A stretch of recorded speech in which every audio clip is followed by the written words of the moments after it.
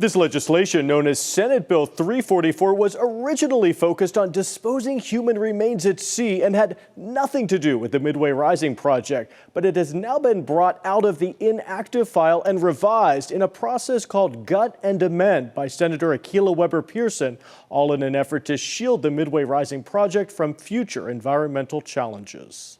To me, the whole process is doing a very dangerous end run around a normal review process. Former State Assembly member Lori Saldana, a critic of the Midway Rising project, says that this newly revised legislation could impact future development projects throughout the state. This sets a very bad precedent for undermining the California Environmental Quality Act. Senate Bill 344, in its amended form, would establish that the Midway Rising project has fully satisfied the requirements of California's Environmental Quality Act, or CEQA, shielding the project from possible future environmental lawsuits. What this would basically say is, magically, it's been approved, that everything that has been done up to this point is acceptable.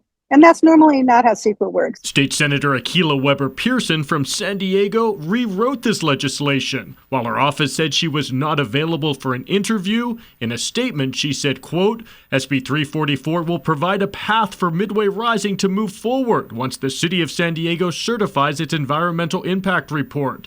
This project can bring much-needed affordable housing and permanent jobs, along with new businesses, community spaces, and economic opportunity. I believe now is the time to turn years of planning into progress and bring a new chapter of the Midway District to life. Supporters point to the project's housing scale. City documents say it would allow up to more than 4,200 homes, including 2,000 affordable homes. But critics of Midway Rising have serious concerns, ranging from the impact on traffic to the height of the project to concerns over long-term flooding from rising groundwater. There's growing sophistication, growing understanding about the devastating impacts that this project has on San Diego. Saldana says that putting forth this last-minute revised legislation, a tactic known as Gut and Amend, is often used in the final days of the legislative session. I tell people it's like having a poker chip in a game where you keep it in reserve, and if you need it when you're depleted,